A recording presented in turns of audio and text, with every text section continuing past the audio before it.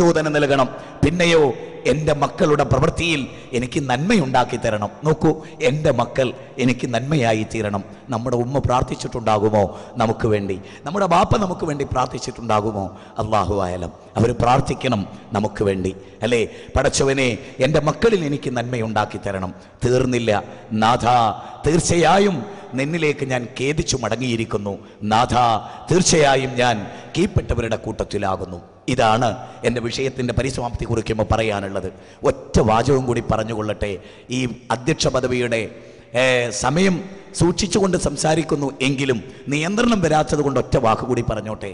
ഇബ്രാഹിം നബി അലൈഹിസ്സലാമിൻ്റെ വാപ്പാക്ക് അള്ള കൊടുക്കാത്ത ഹിദായത്ത് വളരെ പ്രധാനപ്പെട്ട നന്ദി കാണിക്കുന്നതിൽ ഒരു പോയിന്റാണ് ഞാൻ പറയുന്നത്.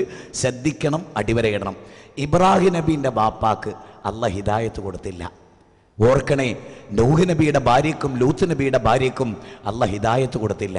നൂഹ് നബിയുടെ മകൻ അള്ള ഹിദായത്ത് കൊടുത്തില്ല. മുത്തു നബിയുടെ മൂത്താപ്പാക്ക് അള്ള ഹിദായത്ത് കൊടുത്തില്ല.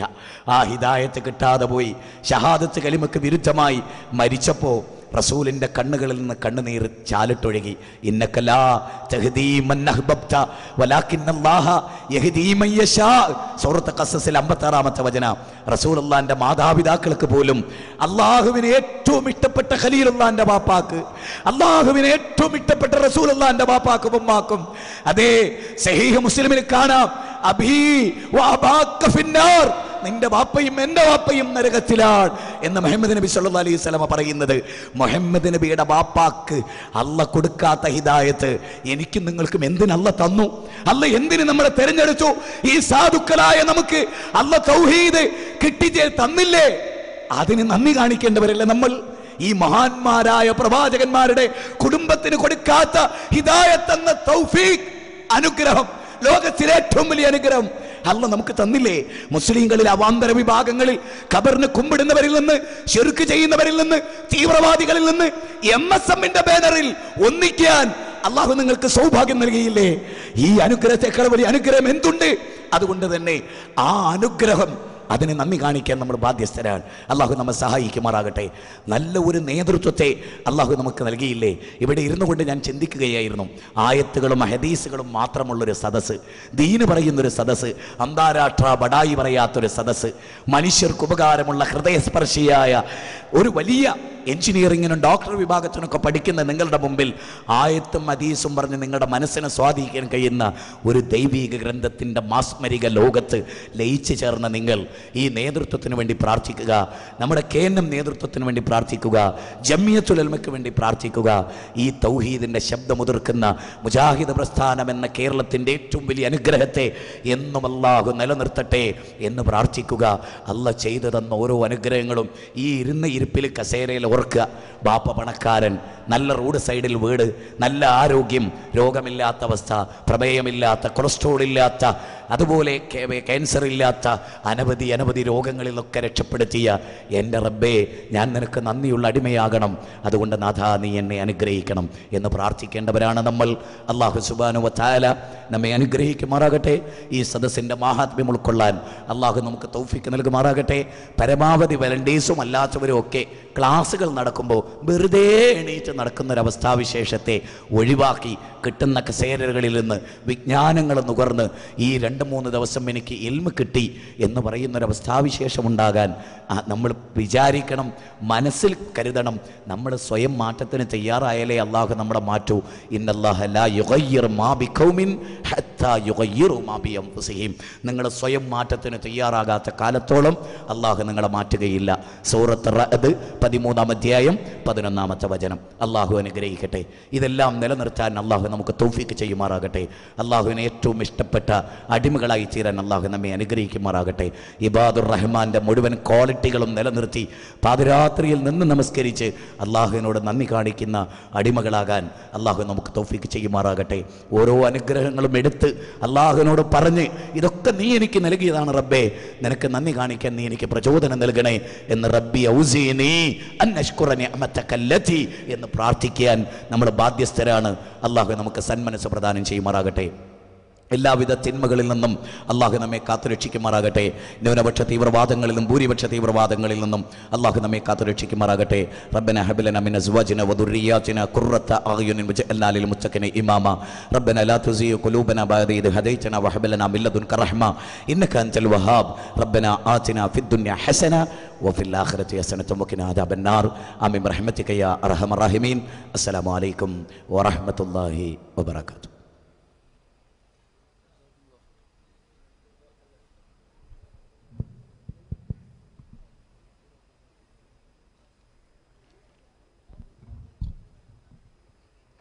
സർവ്വലോകരക്ഷിതാവിന് നന്ദി കാണിക്കേണ്ടതിൻ്റെ വ്യത്യസ്ത സാഹചര്യങ്ങളെക്കുറിച്ച് പ്രൗഢഗംഭീരമായി വിഷയാവതരണം നടന്നു കഴിഞ്ഞിരിക്കുകയാണ്. സദസ്സ് ഒരുമിച്ച് ഒരു ചെറിയ ചലന വ്യത്യാസത്തിലേക്ക് പോകുന്നത് നമുക്കൊന്ന് റെഫർ ചെയ്യാൻ നന്നാവും തോന്നുന്നു. എല്ലാവരും ഒന്ന് റെഡിയാവുക. ജസ്റ്റ് ഒന്ന് എഴുന്നേറ്റ് നിൽക്കുക.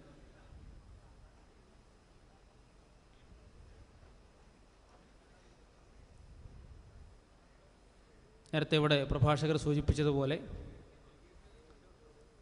ഗംഭീരമായ ശാന്തഗംഭീരമായ ഒരു സദസ്സ് സാഗൂതം താല്പര്യപൂർവ്വം കാര്യങ്ങൾ കേൾക്കാനും മനസ്സിലാക്കാനും പഠിക്കാനും ചോദിക്കാനും അറിയാനും തയ്യാറായി നിൽക്കുകയാണ്. പ്രോഫ്കോണിൻ്റെ ആകർഷകമായ മറ്റൊരു സെഷനിലേക്ക് നമ്മൾ പ്രവേശിക്കുന്നു. സെർച്ച് ഫോർ ട്രൂത്ത് എന്ന വിഷയത്തിൽ നടത്തുന്ന ഒരു പ്രസൻറ്റേഷനും അതിൻ്റെ ശേഷമുള്ള ഓപ്പൺ ഫോറവുമാണ് ഇനി നമ്മുടെ ഈ സെഷനിൽ നടക്കാനുള്ളത്. എല്ലാവരും സ്വയം ഒന്നുകൂടി താല്പര്യവും ഉന്മേഷവും തിരിച്ചെടുക്കുന്നു. ഒരുമിച്ച് ഇരിക്കാം.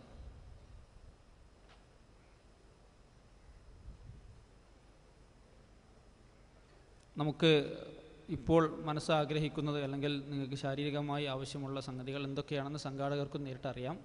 അത്തരം കാര്യങ്ങൾ നമ്മൾ അങ്ങോട്ട് തിരഞ്ഞു പോകേണ്ടതില്ല, നിങ്ങളെ തേടി ഇങ്ങോട്ട് വരുന്നതായിരിക്കും.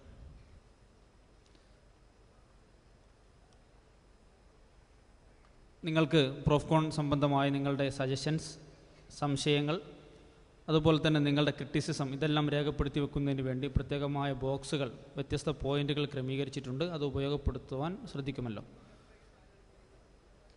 സത്യം തേടിയുള്ള ഒരു യാത്ര, അന്വേഷണം,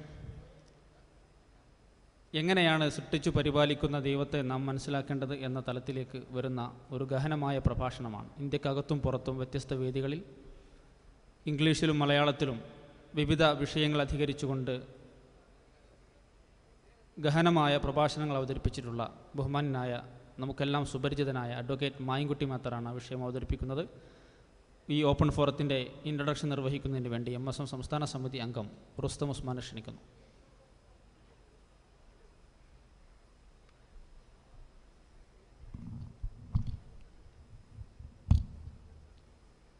അസ്സലാമു അലൈക്കും വറഹ്മത്തുള്ളാഹി. അൽഹംദുലില്ലാഹി റബ്ബിൽ ആലമീൻ വസ്സലാത്തു വസ്സലാമു അലാ റസൂലിൽ അമീൻ വഅലാ ആലിഹി വസഹ്ബിഹി അജ്മഈൻ. I'm here to introduce a awesome guy to you. Why I call him awesome? Because he's a da'i in the same time, he's a full-time da'i, in the same time he's a full-time professional. He set for an example for all of us. We can be a good da'i, in the same time we can be a good professional at the same time. As a professional myself, I also look forward to him for get an example how he deal with the both field of highly different fields. Never there is a similarity. The advocacy or a field of advocacy is something highly related to the material things, and something which is dealing in other side is dawah, which is dealing with the spiritual side. But he is an example, he's a good example for how can we as a professional lead the same thing in the same time, not failing in any part of these two sides. Okay, and also I want to introduce his website, Global Islamic Platform. He's a think tank behind this site, which deals with the same topic we are dealing, the search for truth. He's giving the message of how we can achieve truth. Okay, I am inviting him to present the topic Search for Truth in front of you. After that session, you have a question answer session with him also, inshallah. Make use of this thing. May Allah bless